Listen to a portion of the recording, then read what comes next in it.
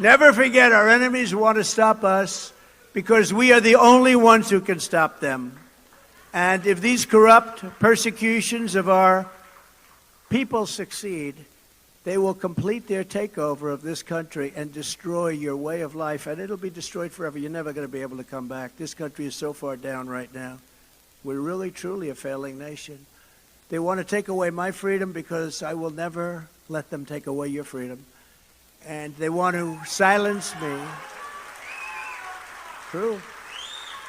They want to silence me because I will not let them silence you. That's what's happening here.